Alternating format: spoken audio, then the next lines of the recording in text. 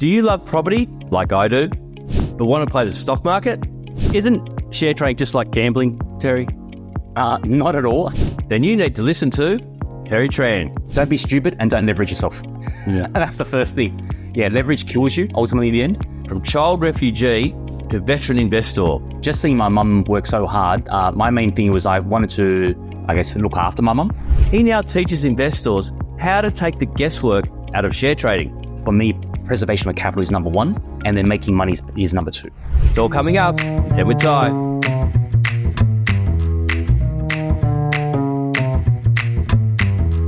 Hi, I'm Tyron Hyde, the CEO of Washington Brown, the property depreciation experts. Now, I'm a qualified quantity surveyor and also a best-selling author who's helped hundreds of thousands of property investors over the years pay less tax through depreciation. I'm also an avid investor, which is why I created the podcast series 10 with Ty, where I ask the smartest people I know the same 10 questions to unlock the keys to their success and hopefully leave a playbook for my family and your family too about investing. Now, this podcast is general in nature and not specific to your financial circumstances. We always recommend you sit down with an accountant or financial planner before making any investment decisions. Now, let's get on with the show.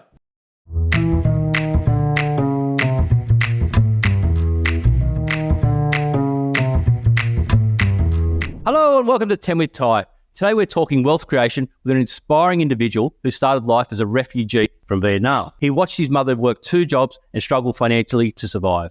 Then nearly worked himself to death in the corporate world before embarking on a path to financial freedom through share trading. He now helps others to do the same safely. Welcome to the show, Terry Tran. Thanks, Tyron. Lovely to be here. Thank you. It's great to have someone on the show who's going to talk about shares, my second love, not just property for once. That's good. That's good to hear. Your father died when you were young and your mother was working 2 jobs. How did that shape your views in relation to work and wealth?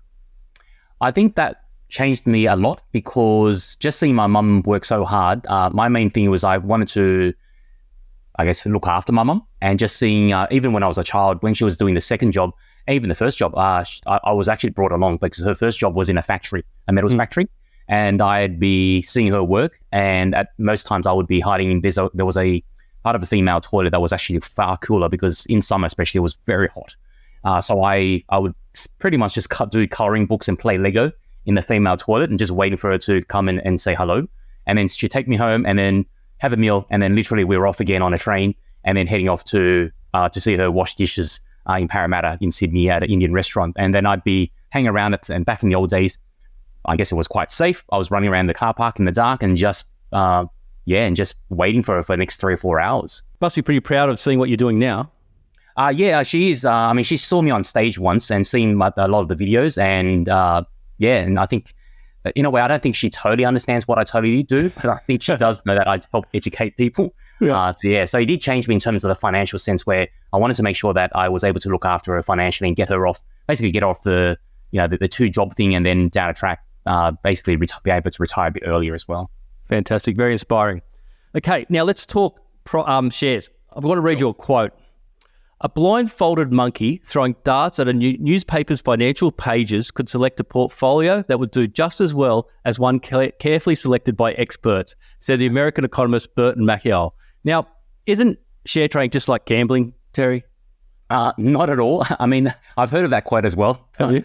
I think I would say that a lot of the big fund managers, they can't even beat the so-called index. And that is actually a true fact. But however, I believe that a carefully chosen share portfolio, whether you're trading or investing, will do far better. And in a way, when you do it that way, it's not like gambling. For me, just like property, you could buy any property on the street, but if you overpay for it, you're also likely to lose money, or if you're also just trusting tips from family and friends, and you're not also doing the research properly on property itself. There's no difference between shares as well. You do need to do the research, make sure you do also know what you're buying, most importantly, and paying at the right price as well. So the 2 asset classes, which I personally, people think I'm a share trader or share investor, and I don't like property. I do believe in a well-diversified portfolio. And therefore I do believe that if you put in a bit of the effort, you can definitely get far higher returns than a so-called blind monkey. Well, it's funny that you talk about the amount of times that the active fund managers don't beat the index, right? That's actually, I found that quote because I Googled what are the percentages, right? And then it came up with this quote, funnily enough. And actually, Tyron, I want to add that the reason why individuals can potentially outperform most of the fund managers is because those guys, they've got a big disadvantage is because they are way bigger, but really it's their size. They're not as nimble. So for them to get in and out of a position, they're having to sell $50, $100 million, either get in or get out. They've got a very sizable position and they literally move the markets. Whereas for us as individuals, we're far more nimble because of our size. We can get in and get out far more quickly as well. Does that then enable your investors to get into more illiquid stocks rather than the big fund managers, thus being able to get to trade when they want to trade rather than having to do the $50 million plus trades? That's definitely a true statement for sure. But however, even for myself, because for me, I'm all about risk management. So even for myself, I generally don't like illiquid stocks. I'm tending to go to the big area of town where the big fund managers are because money can still be made there, but be done in much safer way as well. So the likes of Apple, Microsoft, I actually like those type of stocks. So I'd still go there. Whereas I really, because of the risk management, I really avoid those liquid type stocks as well. Tell me about Freedom Trader. Sure. Are you giving people the tools to work out which stocks to buy? Or are you telling them which stocks to buy? No, my first and foremost is actually educate. So for me, I actually want to educate them, but I also show them where I guess there's a lot of free tools out there as well. And those tools I personally use, I just want to share with them where you can get those tools. And at the same time, I've also built tools that I provide them to be used as well.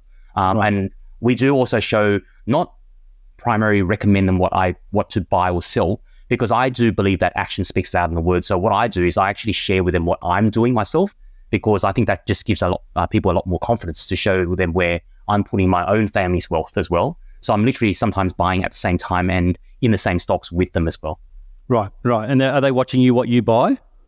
Yes, I am. So besides, I think it gives them confidence, because even though I teach a lot, people, it's because they're new to the game. So they're still quite nervous, even though I've taught them what to do and the tools to use. But by them then, finding their own stocks or their own investments and then seeing it on, say, reports that I'm also buying those stocks or selling those stocks, and it matches what they've also found, it just then gives them that confidence to therefore click on the button. So I don't want them to ever just blindly copy what Terry does, because that's the last thing I want them to do, but to be educated in their own decision making. And by doing so, it just gives them a lot more confidence to scale as well, because you can start off small, but as you scale over time, it's far more important to know what you are doing, being in control, and therefore having that confidence to scale up your portfolio beyond 6 figures and eventually over 7 figures as well. I like that they can see what you're doing. I don't know if you remember Renee Rivkin. Yes, I do. And the Rivkin report, and he was buying. He was recommending people to buy these stocks, but previously he'd already bought these penny stocks. He then put out a recommendation that, hey, you should buy this stock, and he was the one selling. And then they had to do that to change the disclaimers on everyone that was giving stock tips, that you had to disclose what your actual stocks that you held at the time of giving a tip. So it's good that you're giving that information out. Yeah, no. We even give that in advance, saying that, guys, I'm getting ready to buy this stock, so make sure you check this out. And we are going to be buying at the same time, because I've taught them the tools to use to see when to actually get in, and I'll be getting in the same day as them as well. So literally we are getting in at the same time. And when we get out, I also give them an advance notice that, guys, it's overvalued, or it's time to actually get out. I'm not comfortable with this. And in time, based on the information that we've got, we'll be getting in out at the same time as well. Fair enough. All right, one final question before we get into 10 with time. Sure. What are the 3 biggest mistakes you see traders make? 1, following the hype, following the trend of what's hot in the market. 2 is blindly just copying what people do as well, taking a tip of from a family or friend, or even at a barbecue. And then thirdly is taking on board leverage, in fact. So as you know, leverage is a double-edged sword, both in stocks but also property. But with stock leverage, far more dangerous, because there's a thing called margin calls, with margin lending, and even with things like derivatives like CFDs, at any point in time you get margin called, unlike property, which is, the banks are unlikely to give you a margin call. So that just doesn't happen. So a lot of people take on board the leverage, thinking that everything's going well, but then when things change, they get caught up with too much leverage as well. Happened twice to me. Once in the tech crash and the giant C. I had too much gearing, and it snowballed. And literally I had to put in a shitload of money or sell stocks. And I chose, luckily, to sell the stocks. It pretty much wiped out my share portfolios twice.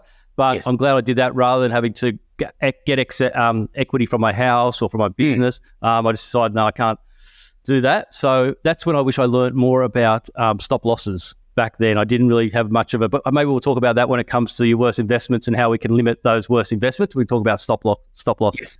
All right, let's play Tell with Ty. You ready? I've got a button here I'm going to press, Terry, before we get started. No worries. It happens every time.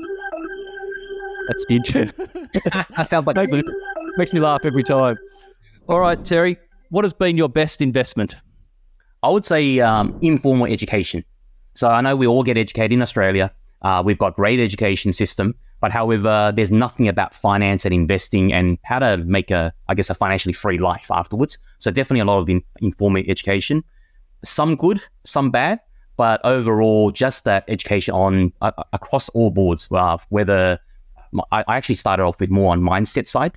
So the likes of Tony Robbins, things like that. I actually went into that when I was quite young, at 17, 18. Yep. So that was my first, foray into education, informal education. And then afterwards, every program that was under the sun, literally, I just went to those investment, whether for property as well as stocks as well. I did them all.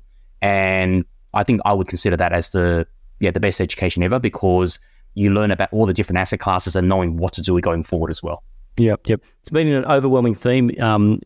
Investing in yourself and knowledge has been one of the overwhelming themes when that comes to that answer. But what has been one stock that you've been, God, I got that one right? It would be actually Apple. Apple? Okay.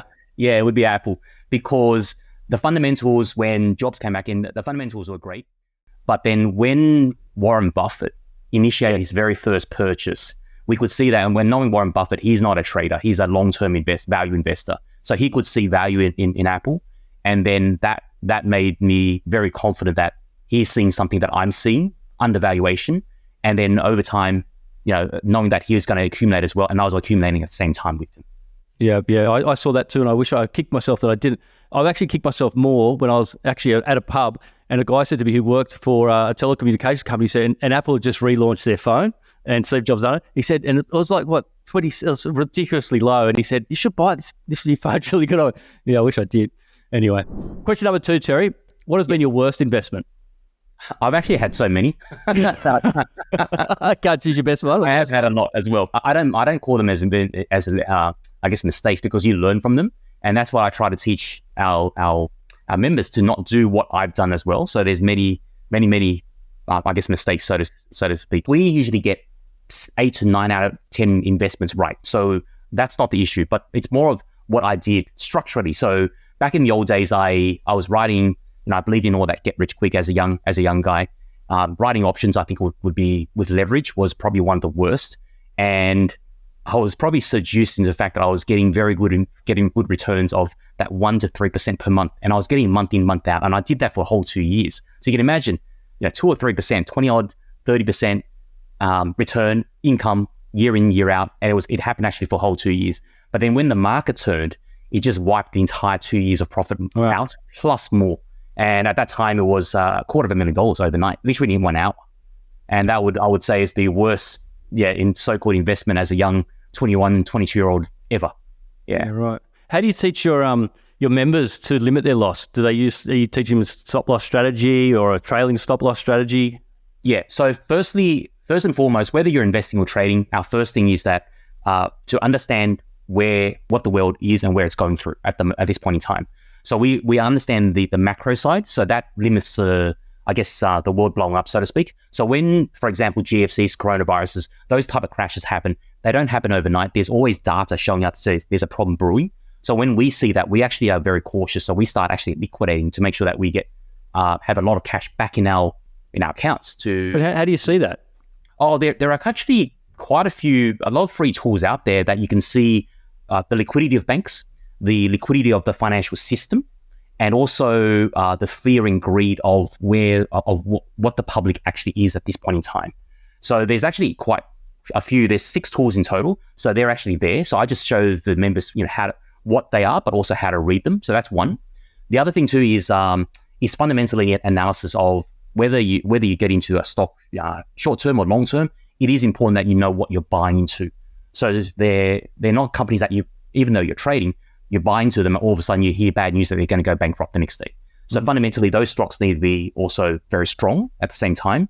And then finally, the other thing too is, you talk about stop losses. If they are trades, to also have stop losses in place as well. So have basically a percentage level where, things have gone wrong according to where it should be, and therefore it just automatically liquidates you. That position anyway. It's just two things. So firstly, is it a case then of sometimes it's better to do nothing, get out of the market and sit out and wait because the risk is higher than being in the market? Oh, yes, for sure. Yep, for sure. So for example, I'll just give an example of real life case studies. GFC, we saw the market, back then I was still managing funds, and we saw the market 3.5 months. There were signs that there was something wrong. I didn't know what was happening, but we could see that the markets, the tools were breaking. And it wasn't just one tool breaking, it was actually one by one. They were all ducks lined up. They were just breaking one by one, and we could see that something was wrong. And I'm not just to say that I could predict that there's going to be that day there will be a market crash. I can't do that. No one can. If someone says that, it's BSing. But however, we could see things breaking. So I was actually quite early, too early in fact, that I started getting out and liquidating a lot of our overvalued positions. And by the end of it, by the time it actually happened, we had about 80% cash. Still 20% of, I didn't liquidate everything, but 20% of the portfolio was still invested with undervalued stocks. We kept that. So that was one. And then the other one was, for example, even Corona, we could see things breaking. It was telling us that the system was breaking. Liquidity of banks were drying up.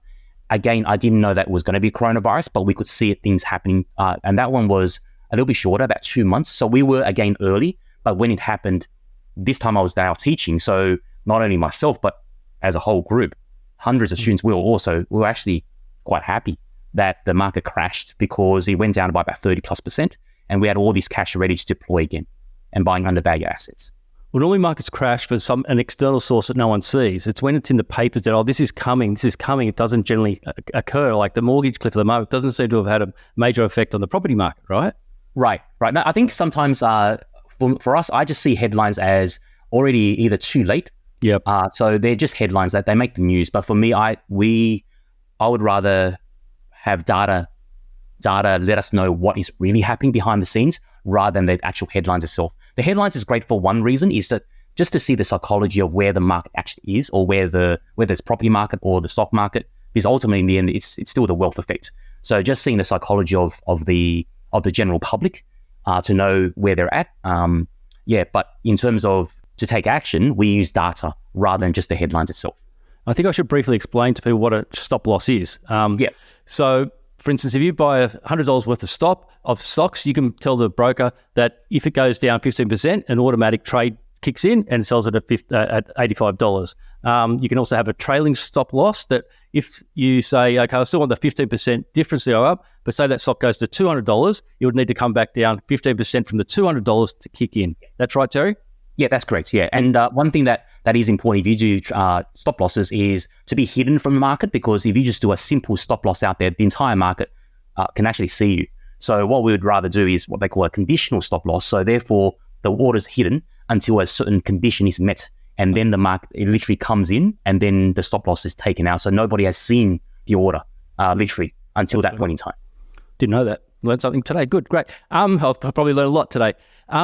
One, do you have a recommendation of a stop loss percentage, or is it depending upon the stock? Sure. For me, I've just gone back in data. Again, I'm very data driven. So I looked back in time of all my history of 25 plus years and where have the biggest mistakes have occurred. And I've just found that roughly between that 7 to 8% mark as a stop loss, that knowing that that's a mistake and that's it. Yeah. And then does it sometimes what they call like gapping, which means that the stock, even though you've put a stop loss at a certain percent, a certain price, then some bad news earnings announcement, it actually gaps below that. So that also can happen. So I just want to make sure that people do understand that even though you put a stop loss, it's not guaranteed that you're going to get it at that price. If it gaps down with a big gap, as in the price just, the market opens and the price goes below your stop loss, it will execute, of course, but at that price. Yep. So that 7-8% will be breached, but that's very rare. It's generally that 7-8% because it slowly goes down. I guess that can go both ways. If you have shorting and then a company gets taken over overnight after market and opens up, yes, you can be in a bit of trouble there. Yeah, correct. And since you mentioned shorting too, Tyron, I didn't want to mention earlier because I didn't want to confuse the audience, but during the GFC, we actually shorted because, I said that there was still 20% of the portfolio still in the market. So what we did was we actually shorted the market to that 20% level. So ultimately, in the end, during GFC and during COVID, while the market was obviously down, our 20% portfolio that we still held was dropping as well. But however, we had the shorter positions that allowed us to therefore hedge ourselves. So ultimately, in the end, we lost no money. It was actually neutral, even though we still had a 20% portfolio. Do you want to briefly explain shorting? Sure. When you go what they call go long, you're basically thinking that the stock is going to go upwards. So you buy low and you sell high. Shorting is basically the reversal, almost like a mirror image. So now what you're doing is if you believe that either the market or the stock is going to go down, you sell high and then you buy back low to close out the position. So it's just a total opposite position compared to the normal stock buy. Yep. Cool. All right. Thanks for that. That was one of the best answers to the worst investment because I think we actually learned a bit as well. Do you own an investment property? Washington Brown has helped over 250,000 property investors pay less tax with the depreciation schedule. Visit washingtonbrown.com.au to pay less tax today.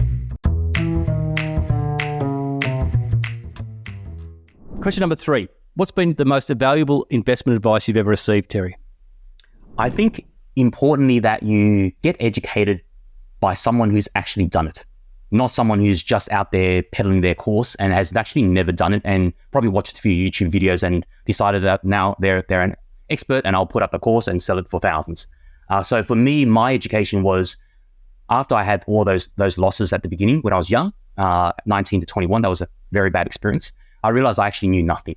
So what I did was I went back to the Oracle at Omaha, read through his Berkshire Hathaway, the letters, and just realized, wow, now this is the way to go, value investing. And then by also being out there and contacting as many fund managers, super fund guys that were running big funds. And of course, these guys do know what they're doing because they're running our super industry, for example, retirement funds. And then did I get a lot of rejections? Definitely. I did get quite a few rejections that, no, waste of time. But there were quite a few that just saw the enthusiasm. So they had coffees and lunches with me over time. And then that's how I learned what they were doing as well. So I was learning literally from the people who manage people's money. So I think it's important that you get knowledge and education from people who have actually done it. I agree. I don't know exactly what it's like in your industry, but in the property industry, it's the amount of people that have bought 1 or 2 properties and then become property experts is quite yes. astounding in my Facebook feed, let me tell you. Yeah, and I think it's the same thing with a few people who hit it on, say, AI stocks and they make a bundle, just purely the right timing, and all of a sudden they just become an overnight expert as well. Yeah. Great. All right, number 4. What's your ideal portfolio mix? I know you're not into Bitcoin because I saw you on a YouTube channel say you don't do Bitcoin, but what's your ideal portfolio mix? I think this is going to be different to everyone depending on your risk tolerance and also your age as well. Yeah. So I'm in my late 40s now. So for me, I've still got a lot of time until retirement, and I just go for the growth side. So therefore, for me, it's 80% more towards 7 to 80% stocks, and then the other 20 to 30% on the property side. The reason why I like stocks more is because it's liquid, it's unleveraged, and in terms of what you're making. And then the other side, which I still like as well, the property is because of obviously the bank's giving you that leverage as well. And it is very much safer leverage compared to stocks. So having sort of both of them, but more towards which is where I'm strong at anyway, towards the stock side, having that grow without leverage, basically return on assets, return on equity is the same thing because of without the leverage side. But then the property side, you're getting that extra leverage side. So you're getting a higher return on the ROE, basically, return on equity. But within your stock portfolio, for me, I have about 40% of my stock portfolio in banks because they never lose money, about 40% in mid caps, and I generally like ones that pay dividends. Some of the shareholders are buying and buybacks are on. So I kind of like those kind of stocks. I find them. And then I have about 20% in a mixture of REITs, real estate investment trusts, and about 5, in that 20%, about 10% REITs and 10 of play things, I call them, or the fund stocks, right? Low caps. What about you? In your portfolio of stocks, do you have a market weight of each? So this will be a surprise to a lot of people. I don't, simply because I'm like the fund managers. I'm not I'm not, there's no, I guess, rule book that I need to follow. So for me, I just see what I do is I generally try to have 50% over time, growing a 50% long-term portfolio, and also a 50% shorter-term / income type portfolio.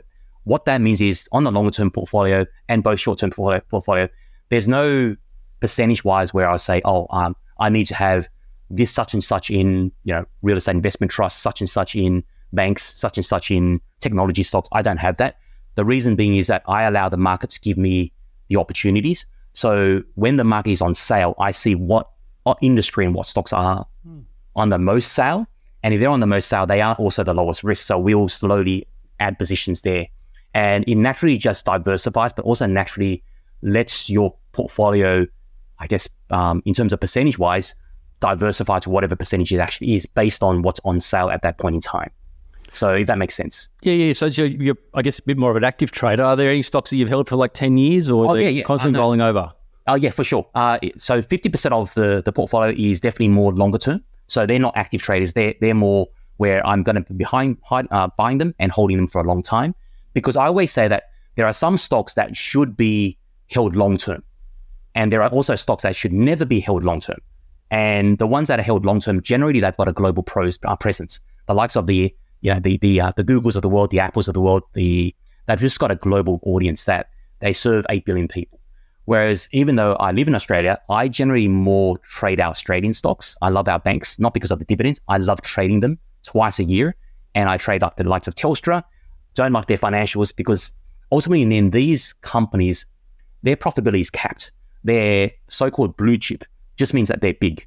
But they don't necessarily mean that they're they are profitable, don't get me wrong, but ultimately their portfolio, their profit margins and profitability is always capped to that 26, 27 million people with migration coming through. So I'd like to trade them a couple of times a year because they just always, it's like a wave. They come down, undervalued, I buy them, overvalued, I sell them, undervalued, and then I just take that money and I'll go somewhere else. On the long-term side though, generally they're global companies. And I know that they've got this global audience. They finish, for example, like Apple, done with China. Now they're moving their factories and also their new clientele into India. So that's another 1.5 billion people to serve. So therefore, they're the longer term investments because I know over time their profitability will keep on going up and up and up. Someone told me once, just buy 4 stocks, big, rather large stocks, and just trade them for the rest of your life. Again, Tyron, that's why I generally go into the large cap because to trade them, way safer, but also much more liquid. So there's no need to go into the spec side, the mining stocks, stuff like that. For me, preservation of capital is number 1, and then making money is number 2. Interesting. What about charting? How do you get charting involved, or do you at all involve that in your strategy? I actually don't do charting at all. So all these trend lines, and I used to be a day trader using charts. So I learned all that. I spent probably at least $50,000 learning charting, but I did it for about a year. And then I realized that I made money, I lost money. At the end of sort of 18 months, I made no money. So through ego, I was a day trader, but in the end, did it make a difference in my life? No, it didn't. It got me excited and spent a lot of time staring at the screen. So what we do is though, what they call technical analysis is actually quite simple. If you just boil it down to 2 things. Stocks are just like commodities and property for that matter. They're determined by the price is ultimately determined by supply and demand. And with stocks, very different. Unlike property, it's the demand and supply is actually ultimately in the end, not you or I. We are very tiny players in the market. The ones who control the supply and demand are the institutions, the big fund managers, super funds, pension funds. So when these guys are buying, creates demand, pushes prices up. When they're selling, 50, 100 million at a time, they push prices down. And because we're value investors, we also invest very similar to them, finding the right stocks. And if we like the stock that they like, we wait till they buy and we buy with them. And if we are trading it and we see them start selling in a big scale, we sell with them because the price will also drop over time because these guys are selling hundreds of millions at a time as well. So if you boil it down, charting is just a couple of, I guess, volume type tools that just see the volume of these guys coming in, and they're not mums and dads volume, they're volume from the institutions. And that's it, literally. The only thing I like about incorporating a little bit of charting into my trading is that charts don't lie, people do. Yes. Yeah, correct. Yeah, so there is that charting, but it's more on the indicator side. So we look at the stock charts, but we look at more on the indicator side of seeing fund managers come in and go out. And then that just gives you far more accuracy because, the thing, I don't know if you've drawn trend lines before, those for charting. When you're optimistic, sometimes both you and I can, we go through the same course and sometimes we're literally drawing even trend lines at the same different angles, for example, and we see different things. Yep. So it's very subjective. So I'd rather have something that's very black and white, nothing gray, where you go, oh, should I, shouldn't I? It's either yes or no. So I prefer that. So what that means is that then you become an unemotional investor and trader in the long run. Yeah, and that's the thing that I think trips people up is that psychology bit that they don't have. Excellent. All right, number 5, Terry. Yes. How would you invest $20,000 as a 20-year-old? If you were 20 today and you saved up and had 20 grand, how would you invest it today? I actually could diversify with a cheap wholesale broker. So I would actually start trading rather than long-term investing because long-term investing without leverage does take a long time. So when you start trading that properly, and being able to achieve that sort of 10, 15, 25, 20, 25% per annum and doing it in a safe manner, then that would pretty much every couple of years, it will double your money. So therefore that compounding effect. And then once you get to above 50 to 100,000, that's when you can introduce, I guess, the long-term investing into that portfolio as well. Like that. Do you have many 20-year-olds in your group or is it all middle-aged people? Or Well, I do have a lot of teenagers. It's only because they're children of my members. Right. And they've learned it from their parents. So we do have teenagers as well. And one actually left me a review and also a comment I think 2 months ago.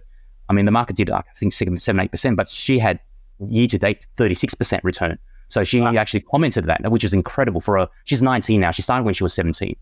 But in the public side, generally the young 20-year-olds don't get attracted to me because I'm so-called too slow and uncool. They like crypto. They like 50. And I've actually been on stage and someone came down and asked me, what's expected return? I said, generally that 15 to 20% mark is where I'm comfortable at. And they just go, why are you so slow? Someone else down the road promised me 50%. I said, I don't like risk. That. Yeah, so they ended up not cut over to me. They ended up going to them. So I think what ends up happening is that a lot of the young ones need to burn themselves, get that lesson, and then over time, in their 30s, they end up coming back over time. Yeah, fantastic. Yeah. All right, question number 6, the flip side. Yes. There's going to be a massive transfer of wealth soon from the baby boomers to the 50-year-olds. So Yes. if you were 50 years old, had no money, and just inherited 500 grand, how would you invest it? If I was 50, firstly, it depends if I already own my own home. Yeah, so you got no money. You got no money. I've got no money. Okay. So I would, if I could, I would take that money and time it, or of course, see what's an undervalued property and have that as a home. I would buy that first. If I didn't had no money, I had no home, I would do that first and get myself off the rent cycle. And obviously something that's affordable and not over leveraged where you sort of kill yourself with mortgage as well. And then have that as at least I've established my home. And then once I have that established, affordable, then I'll use debt recycle and then use some of the leverage over time to therefore leverage over into the stock side as well. So then you get the best of both worlds. Interesting, the share experts telling people to buy property, which I love. It's a bit of independence there is great. Yeah. They're fantastic. All right, number 7, Terry. Yes. If you could fly back in time, get in the TARDIS, and you could see your 20-year-old self, what would you tell your 20-year-old self about investing that you've learned over 25 years of investing now? I think I saw somewhere. Yeah. Don't be stupid and don't leverage yourself. Yeah. That's the first thing. Yeah, leverage kills you ultimately in the end. So I would say, don't ever think about margin. I've done leverage when I was 19 because I believed in the get rich quick and did the CFDs, leverage 20, 30 times, did the Forex trading leverage as well, did the options trading leverage, did margin lending with stocks, also leveraged, and that ultimately burned the hole. So I would say be unleveraged with stocks. And if you do want to leverage, then do it with a property equity instead. That's far safer because I would say that when you're 20, you've got enough time, compounding time. There's no need to rush. Have that patience and build wealth the proper way. Because by the time, if you do it properly and without leverage and just do it safely, by the time you're 30, you'd actually be, you do very well. Yeah, without that. I tried CFDs. You want to explain a CFD is a contract for difference. I'll let you explain it in a second, but I had a go at it for about a month and I saw how much leverage you could get and I ran. It's just scary, right? Yeah. But people think that when you buy CFDs, you own the share. You don't. It's what they call a derivative. So it's the price is derived from a share, but it's just a synthetic contract that is priced to a share. But the thing is that they give you a lot of leverage, and depending on which provider, some in the old days they used to give you 10 to 20 times, but then these days I believe they go up to 50 times as well. And what that means though is, let's say you had 100,000 and they gave you 50,000 leverage. So what that means is you literally only need 2,000 to have 100,000 leverage or $100,000 portfolio. And for the portfolio to drop 2%, which means that your 2,000 from 100 down to 98, you've lost your 2,000. So you're wiped out pretty much. So that's what the power of CFD and leverage actually can do. But of course, on the flip side, if things do go well, you'll do well from your little tiny $2,000 account. But then generally in the stock market, you don't want to take that risk as well. I just thought it just was like highly leveraged gambling to me. Yes, it is very high leverage, and I think people when I see advertisements, they show what's possible of the upside, but they never show you people on the streets without a home on the downside. So there's never advertisements about that, which a lot of people actually suffer from that, but it's never seen. It's always in the background. Ken with Ty is brought to you by Washington Brown, the property depreciation expert. Right, question number 8, Terry. What legacy do you want to leave your family or your community? I think firstly, I want to be known as a great son to my mum, a great brother to my siblings, and also a great, friend to my friends and family, and also a great mentor to people who actually want to learn this properly. So that's first and foremost. Being able to, whoever wants to learn, being able to go out there and just help as many business owners and in particular farmers as well, create that off-business wealth so they don't rely on that volatile earnings of their business. If things go bad, i.e. coronavirus, they've got another off-business portfolio that supports them during volatile times and be able to survive and thrive during both good and bad times. Yeah, so that's what I want to be able to help people do, and hopefully that becomes sort of my legacy and showing what can go wrong, but more importantly, what can be made with enough time as well in terms of portfolios. That's right. I saw on your YouTube channel there were a lot of farmers. How did that come about? Are there a lot of farmers in your course? Or Yeah, no. I'm actually, funny enough now, I've become the biggest farming educator in the country now. Really? For stocks. Yeah, literally. We've got over 400 Aussie farming families with us now across the land. Wow. And it started with one. And this was going back 6 years ago when I was introduced to a farmer. And I actually wasn't sure whether I could help the farmer because farming, the numbers, but farmers are actually very, they're obviously to run a farm properly and survive, they are very smart people. So it's just that they've never been introduced or had that education. So that one farmer, I would also say farmers, because of that one farmer, I could see how farmers could become very good stock investors, and they actually are because they're so used to, they've got patience because they're so used to that sort of the seeding and then the harvesting cycle. So they're willing to wait that sort of the cycle, which is like the stock market as well. So they've got that patience, and when things don't go always 100% right, they're also very persistent. So then that one farmer did very well. I believe he did his first year, he did about just over 15%. And then I was invited to a farming conference association, and he was there. So I asked him, would you mind going up on stage with me and sharing your portfolio on the big screen on the Excel spreadsheet? And literally we put up on the big screen, and we just went through his journey. And there was about almost 100 farmers in the room, and then they saw that in them, and it was from there that the whole thing started. And then over time, word of mouth became what it is today. Have they got enough time to trade, or are they up so early then they've got all day to trade? What I teach, it's a systemized process where it actually doesn't take long. And we've got a lot of interviews actually showing you how farmers only, on average, it depends on the market, usually on average between 15, 20 to 30 minutes a day. Right. So yes, they do have time, provided they make that time. And everybody's got that if they really want it. So it's not staring, unlike the day trading, you're staring at the screen. You're not. When you're systemized and you're process driven with like a checklist, you're literally just following a checklist, and then if it's great, you take it. If it's not good, or the market's not the right timing, you switch off the PC and just enjoy life on the farm. There's no point in trying to stare at the screen and trying to find something because there's no low-hanging fruit. So we go for low-hanging fruit instead.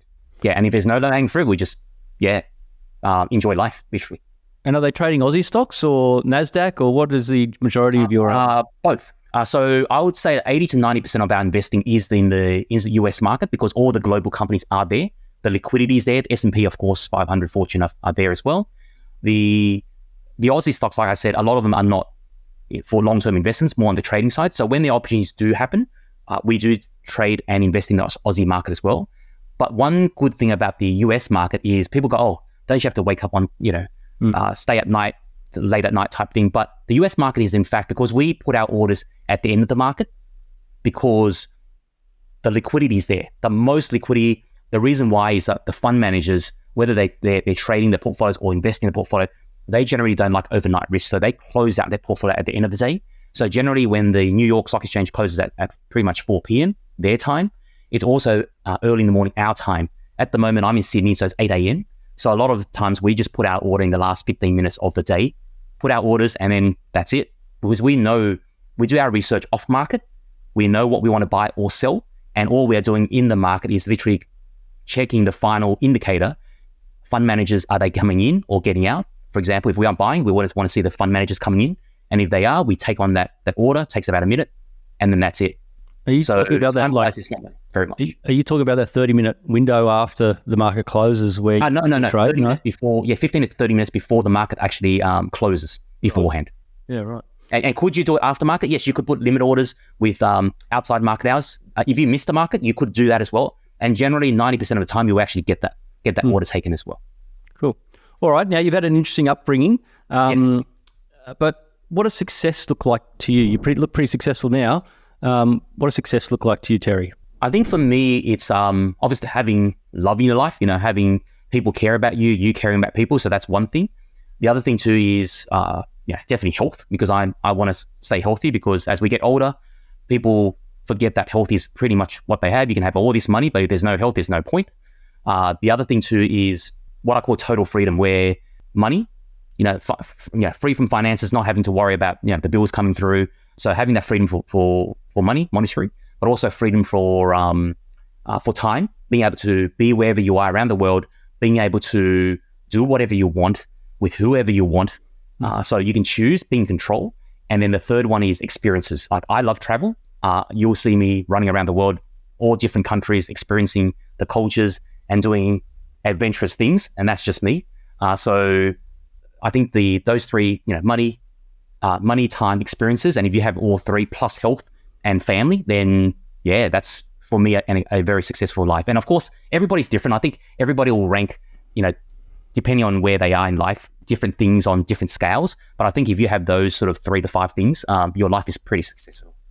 I guess the freedom trader is one of the best things about trading is the freedom, right? Yes. And you'll be surprised at where what I call, wireless connection is available. I mean, I was going on overnight train through Vietnam. I was touring through Vietnam, my home country. And I thought that there was no way there's going to be wireless communication here, because I needed to buy one of the pharmaceutical stocks. Right. And literally logged on. Wow. Their wireless was actually way faster. It was global roaming with Telstra, but it was way faster than even Australia, the best Telstra connection I can get at home. So they were about 200 to 250 download speed, megabytes per second. Fantastic. Which is incredible on an overnight train. And I could actually put on my order and then enjoy the day. Cool. So question number 10 is a good one for you. Warren, you'll know this. Warren Buffett's rule number 1 is never to lose money. And rule number 2, never forget rule number 1. How do we, as an investor, not lose money, Terry? I actually would like to add another quote on top of, which is also Buffett's quote as well, which is, price is what you pay, value is what you get. So a lot of people just don't understand that. They think price and value are the same. So they just go in there and they just buy something. So to not lose money, the biggest, safest way is, in fact, knowing what you're buying. Fundamentally, is the stock sound? Even if it's a property, is the property sound structurally in the right area, etc.? So you need to know what you're buying. And then secondly, paying the right price. So if you don't know what you're paying for, and all of a sudden there's a hype, let's say property, I always compare it to property, where you see it all the time. There's auctions, and the house clearly is worth, say, $1 million. But because of emotion, they end up paying, say, overbidding and paying, say, 1.5 million. They've overpaid for quite a fair sum. So yes, they'll probably make money, but it's going to take them time down a track to eventually for the properties to catch up that price. Stocks is no different. If you overpay for it, you could make money, but you're risking that now the downside is there, that it comes back to what it's actually valued at. So you've got now risk as well. So you need to know what you're buying and paying the right price. And if you're patient enough to do that, then you'll do quite well over time. But with stocks, every day, in essence, it's an auction for that Yes. stock price, right? Yes. So isn't that a market value or every day of that stock? No, it's the market price. but not the market value. Because the market value is based on what its earnings are and what its assets are. So that's why I show our members how to actually fundamentally evaluate a stock and value the stock. So fundamentally, it needs to be strong. It's making profits. Its return on equity is right. Its return on assets right. It's making good money, net profit margins. So all those numbers need all those, the 10 criteria that I talk about, they are important. So that's fundamentally a great stock. But then now, is the price cheap enough? Even though if we like the stock, if it's not at the right price, we still don't want to buy it. We'll hold back until it eventually drops that price, because it actually does over time. How can a mum and dad investor value a stock better than, say, an active fund manager? Active fund managers, what they do is there's two models. What active fund managers, and I don't want to get into too much detail because it will confuse people, but a lot of people do is that they use what they call the discounted cash flow model. And if you look at the formula, it's very based on a lot of guesswork of not what the earnings have been, but what the earnings of a company is going to be, the cash flows basically over time.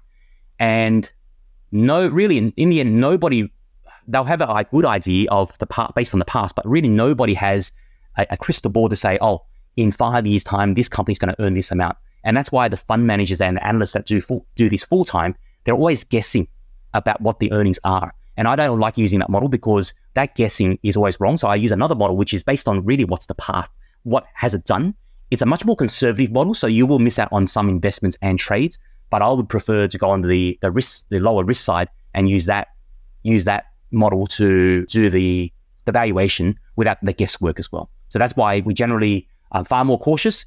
Not to say that we are smarter than them, by far we are not. But however, they also get it wrong because in the end, they're also human as well. All right, there's one thing I didn't tell you, Terry. There is a surprise question that I ask for every guest, and it's relevant to their expertise. And funnily enough, yours is about shares. So the 10-year horizon, what would be one theme you'd want to you'd invest in? Whether, because there's so many different ETFs now, you can buy ones relevant to health and AI and electric vehicles, etc. I'm not going to ask you for one specific stock, but one theme that you can see being a good investment over the next 10 years. I would probably say another one just came up to me. I think there's two things. One is definitely, everybody's been hearing it now, AI, artificial intelligence, the revolution. And I think it's going to be a game changer.